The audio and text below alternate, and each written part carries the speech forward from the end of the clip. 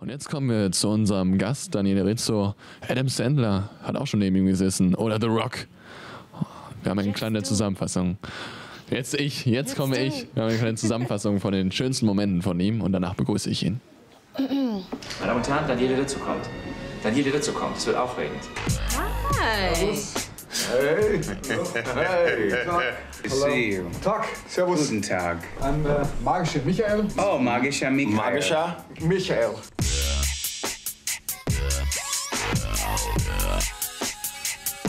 Oh, he has some good moves. Mike. Oh. Michael. Michael. Whoa, Yeah. whoa. The flies and ants, you see this as being a harmonious relationship. That's okay, we're insects. We're not like spiders. We can at least sit around and go, oh, great, here come the spiders. Wow, you look amazing. Oh my God. You look amazing. Ila, it's good to see you. Thank you.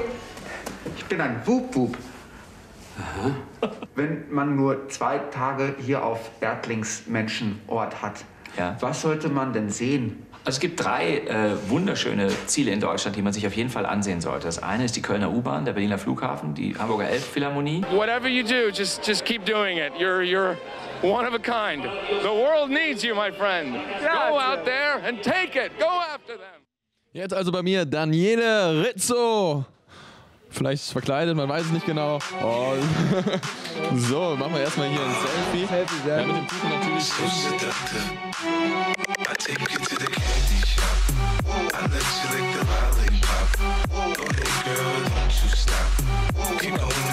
Nimm bitte Platz, du hast ein Geschenk mitgebracht, sehe ich gerade. Tatsächlich. Stell erstmal deinen Kuchen ab. Ja, Ja. genau. Schön, dass du da bist. Danke für die Einladung. Vielleicht Ich freu mich für sehr. alle Leute, die dich nicht kennen, wir haben jetzt gerade Videos gesehen von dir. Vielleicht stellst du dich einfach mal kurz selber vor. Wer bist Schon du? gesehen. Mist, das hätte ich vorbereiten können. So, hallo, ich bin Daniele Rizzo, ich bin Schauspieler, YouTuber, Moderator und ich freue mich sehr, hier zu sein. Sehr schön. Auch seit einigen Jahren hier in Köln, muss man ja mal sagen. Wir sind Köln. Ja, eigentlich fast schon Urkölner. Also nicht Urkölner, sondern ich krieg so... Ich habe in Köln wirklich angefangen, Bier zu trinken, also Kölsch. Also vorher habe ich nie Bier getrunken. Einige streiten sich in Deutschland, ob Kölsch Bier ist. Ich sage ja. Sehr schön. Also, schon mal sehr sympathisch. Du hast auch ein Geschenk mitgebracht. Wollen wir das später drauf zukommen, oder? Ja, genau, lass uns später machen. Okay, dann kommen wir erstmal zu dir. Wir haben jetzt gesehen, du triffst die ganz großen Stars. Also wir haben da eben wirklich von Hermine Granger aus Harry Potter, Emma Watson, ja. Emma Watson, bis hin zu deutschen Stars waren auch dabei, Bastian Pastewka. Genau, Bastian Pastewka, letztens Arnold Schwarzenegger, was für mich auch so ein Highlight war, weil ich mir, glaube ich, als Kind deswegen habe ich mir jemals eine Hantel gekauft, weil Arnold Schwarzenegger Arnie war, ne? Also da sieht man Ansätze sind da. Ansätze sind da, ja. Ich habe auch aufgehört. Ich habe sie mir gekauft. Keiner hat mir gesagt, dass er trainieren muss. Man sieht ja Arnold Schwarzenegger nie trainieren. Er sieht halt, kauft Hanteln, aber ja. Du bist aber verkleidet bei den ganzen Aktionen. Warum? Das ist eine sehr gute Frage. Keiner hat sich je gefragt, warum ich das mache.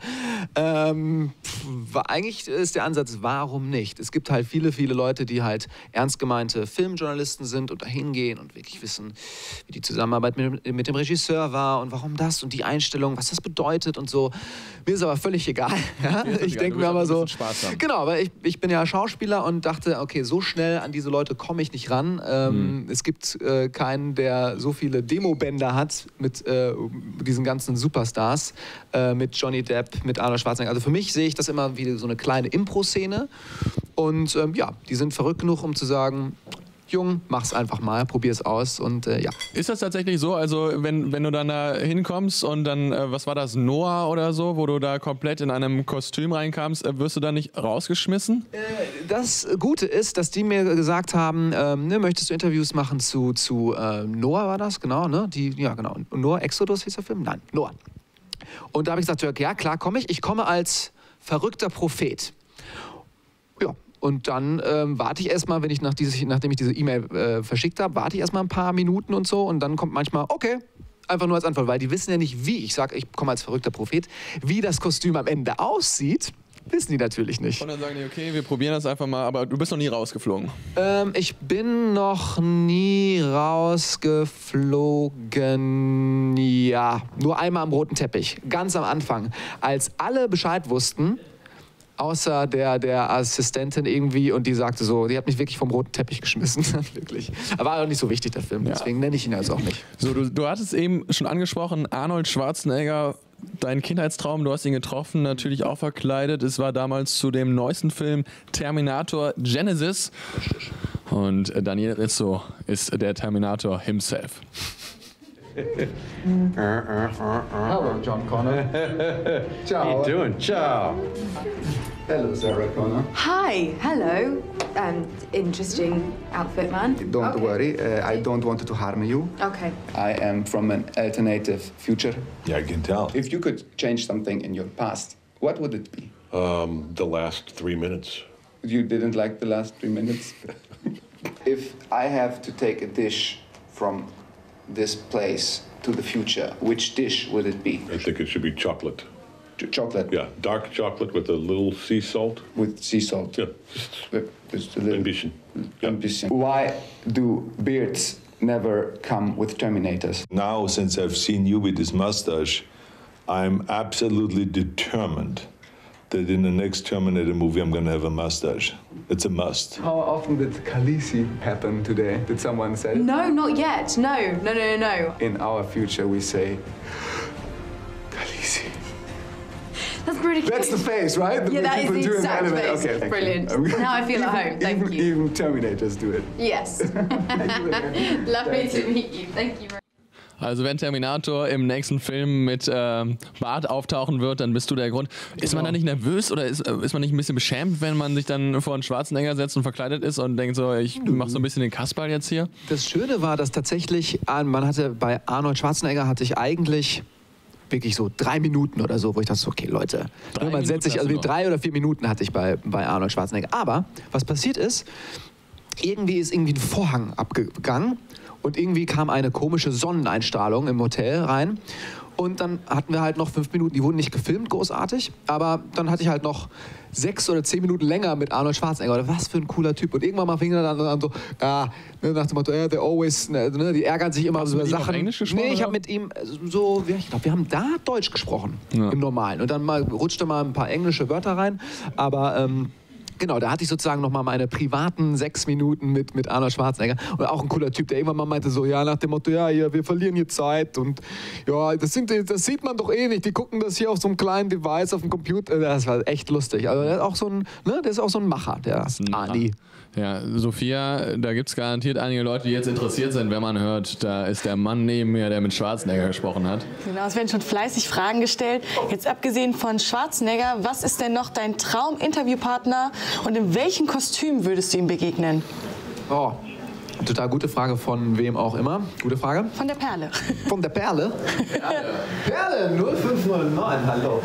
Ich würde gerne natürlich als Italiener, würde ich gern auch diese ganzen Robert De Niro, Al Pacino gerne interviewen.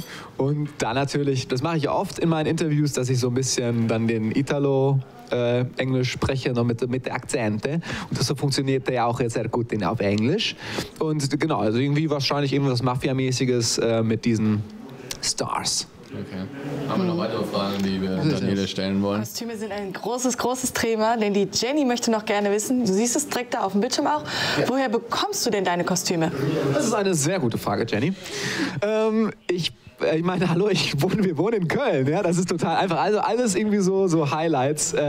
Genau, also es gibt hier am Ring gibt es einen Ort, wo ich öfters hingehe, Party Discount heißen die jetzt mache ich mal ein bisschen Schleichwerbung. Die sind total nett, geben mir auch immer so Tipps, dann gehe ich manchmal rein und denke so, ja, ich habe ein Interview damit. Aber lässt du mal machen oder machst du das auch selber? Nee, ich stelle die selber zusammen. Es sind ganz oft wirklich Glück gehabt, fertige Kostüme, die ich dann mische. Manchmal klappt es überhaupt nicht, die passen nicht zusammen, aber ich habe ein Turtle-Interview gemacht mit Megan Fox. Da habe ich mir erstmal ein Turtle-Kostüm gekauft und dazu dann mir noch ausgedacht, okay, ich brauche eine Glatze, muss mir da grün machen und ja. Deswegen selbst zusammengestellt, außer bei Ant-Man, das habt ihr auch vorhin gezeigt, dieses supergeile Kostüm, das war von Max Neumeier, auch ein Kölner, der das so nebenbei macht.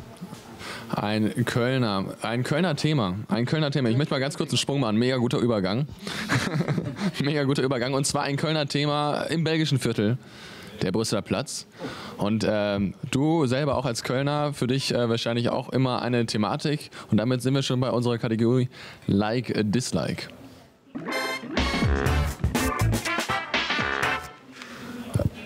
Wenn du nicht gerade in Hollywood unterwegs bist bei den Stars, hängst du da auch zwischendurch mal ab am Brüsseler Platz. Hier sehen wir ihn direkt im nächsten super Viertel. voll.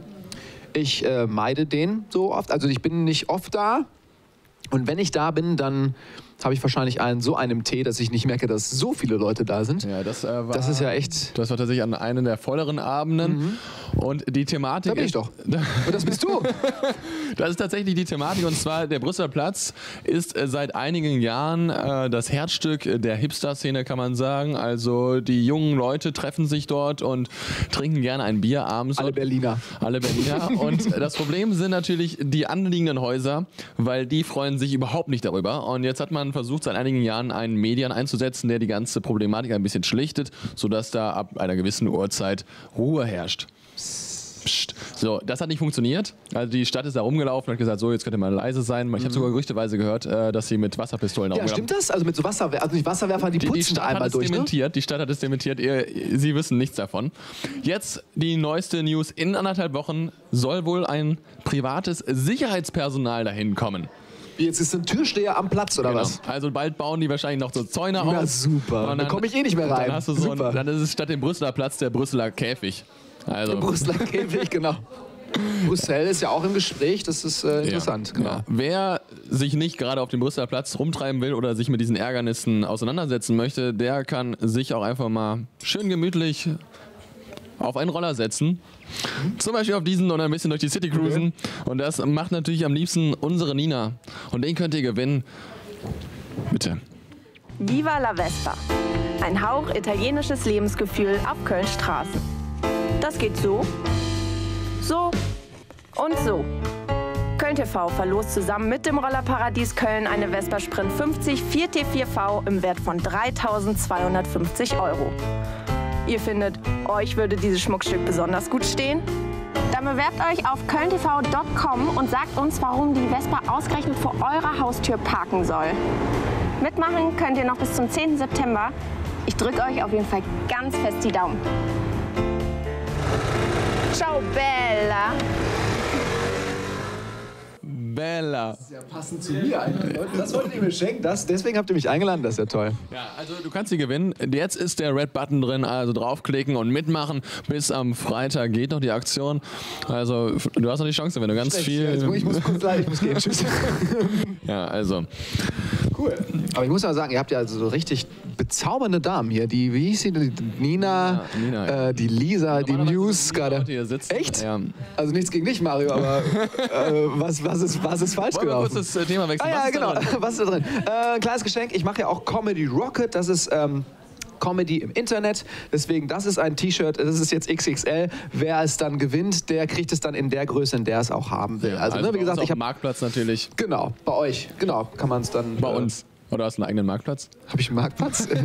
Vielleicht, genau. Also natürlich bei uns auf dem Marktplatz könnt ihr dieses T-Shirt in eurer Größe, wie ich jetzt gerade erfahren habe. In eurer Größe, müsst ihr sagen. Ansonsten wirklich, ich habe Aufkleber und Buttons. Ich dachte, ich komme heute mal seriös, aber dachte, habe ich doch nicht gemacht. Aufkleber sind gut und Sticker und Buttons kriegt ihr alles geschenkt. Okay. Ja, also sehr schöne Sache. Ja. Während du auspackst, schon mal die Frage, weißt du schon, was du heute Abend machst? Tatsächlich gehe ich gleich in Salon Schmitz futtern mit einem Freund von mir, der gerade aus L.A., der hat tatsächlich... Sylvester Stallone wahrscheinlich. Oder es ist nicht Sylvester, es ist eigentlich mehr Sylvester Stallone. Es ist eigentlich unser persönlicher deutscher Sylvester Stallone. Thorsten Voges ist ein Star in den USA, der hat bei Big Lebowski mitgespielt und ist einer dieser Nihilisten und hat jetzt gerade abgedreht in Puerto Rico mit Adam Sandler und wird mir jetzt gleich erzählen, wie das ist, so mit First Class und Adam Sandler, wie das alles... Der hat schon ein bisschen gesagt, dass das richtig toll ist. Und der ist der Bösewicht im neuen Adam Sandler-Film. Und der ist gerade in Köln. Das ist ein guter Homie von dir. Hast du ihn auf dem Dreh kennengelernt? Ich habe ihn tatsächlich auf einer Party in L.A. Getroffen. Das war aber lustig, weil vorher hatte ich einen Film gesehen, wo er mitspielt. und habe einem Kollegen gesagt, boah, hast du diesen Film gesehen? Da spielt so ein Arzt mit. Der Film hieß, glaube ich, Funny People. Da ist ja so ein Arzt und hat so einen krass deutschen Akzent und Adam Sandler, der schwer krank ist, macht halt viele Nazi-Witze über ihn. Kenn ich. Ja, das ist der Arzt, der sitzt so, ja, Lundgren heißt der. Ja, das ist nicht lustig. Und er sagt so, ja, wie fühlt sie sich eigentlich, als sie bei Die Hard gestorben sind? Die treffe ich heute Abend und dann gucke ich abends noch Straight Outta Compton. Straight Outta Compton, natürlich ein großartiger Film über die Hip-Hop-Stars. Wenn ihr euch eher musikalisch amüsieren wollt, haben wir für euch noch einen kleinen Veranstaltungstipps. Nämlich die Jungs waren letzte Woche hier. Juri heißen sie, 2 junge Musiker und sie treten heute Abend... Nein, keine Russen. Sind das Russen? Nein, keine Russen. Juri, aber guter Name. Sie treten heute Abend in Köln auf. Warum die Brüder aus demselben Holz geschnitzt? Du kamst zu uns rüber, wo du wusstest, wer du bist. Also Juri, letzte Woche noch bei uns gewesen, hier in der Performance, treten heute Abend um 19:30 Uhr im Blue Shell ein. 19 Uhr ist Einlass. Ich glaube, es gibt gar keinen Eintritt, wenn ich das richtig gesehen habe. Oder wenn, dann gibt es eine kleine Abendkasse. Also schaut vorbei, die Jungs sind echt sympathisch und singen können sie auch. Ja, ist das so dein Musikgeschmack? Kannst du sowas auch? Oder bist du machst ja auch, was wir gar nicht angesprochen haben, du machst ja auch Filme. Ich mache auch Filme, genau. Gerade kam auch vor 3 Wochen die Premiere auf dem Fantasy Filmfest von Stung. So ein Horrorfilm, so ein bisschen Aliens-mäßig in schlecht. Das ist ein absoluter B-Movie im wahrsten Sinne des Wortes. Wie oft hast du den Satz gesagt? Ist wie Sting bloß mit U? Das erste Mal. Ja. Ich habe es ja noch gar nicht gesagt. Das ist so wie Sting, nur mit U. Es ist so wie Sting, nur mit U, genau. Stung. Also, wie Vergangenheitsform von gestochen. Hast du eine größere Rolle? Also ist das etwas, wo es sich lohnt, dich zu suchen? Es lohnt sich auf jeden Fall, weil ich ja hoffe, dass ich dann in Teil 2 mitmache. Larry Lives ist der Hashtag. Es ist ein Horrorfilm und du stirbst nicht? Es ist ein Horrorfilm und man weiß nicht genau, was mit mir passiert. Aber bei Horrorfilmen geht das ja eigentlich, ne? Ja, ich bin auf jeden Fall, ich glaube, eher so der lustige Charakter. Also, komm am Anfang schön vorbei, sieht so aus, als könnte ich wunderbar Musik spielen. Ich kann nicht Musik spielen. Das ist dann Teil meiner schauspielerischen Fähigkeit. Aber er macht Spaß. Muss man sich definitiv mit mehreren Kölsch dann anschauen, den Film. Kommt zu Halloween raus. Kommt zu Halloween, passt ja eigentlich ganz gut. Was noch letzte Frage, was ist dein nächstes Projekt, wo man sich drauf freut oder wo du dich drauf freust? Welchen Star triffst du als nächstes? Star habe ich jetzt gerade eine Anfrage bekommen, nach Seattle zu fliegen, wegen Zac Efron. Schlaflos in Seattle. Leider nicht Tom Hanks, ja schon mal. Seth Rogen, so Comedy-Stars, Seth Rogen und Co. Dann ist ja bald, fängt ja wieder Bond an. Mal gucken, ob ich da jemanden bekomme. Und ansonsten Projekte hier, Comedy Rocket. Da drehen wir sehr, sehr schöne Sachen. Also einschalten, Comedy Rocket, könnt ihr gerne mal vorbeischauen. Ansonsten, ja. Daniel Rizzo hat ja auch eine eigene Internetseite, wo ihr immer ihn verfolgen könnt. Und Facebook, Instagram etc. Sophia, danke wieder für die heißesten Trends aus dem Netz. Immer wieder gerne. Ja, Daniel, schön, dass du da warst. Ich habe gesehen, du hast genauso deinen Teller verwüstet wie ich. Sehr gut. Danke für die Geschenke und schön, dass ihr eingeschaltet habt. Wenn ihr noch weiteres über die Infos, über die Sendung erfahren wollt, könnt ihr bei uns kölntv.com einschalten, mitmachen, chatten, diesen wunderschönen Roller ohne Nina gewinnen. Und, ohne Nina? Und das war's auch schon für heute. Jetzt haben wir noch für euch ein kleines Video des Tages am Start. Ein Musiker, der durch die Welt zieht und überall Leute sammelt, die für ihn einen Song singen.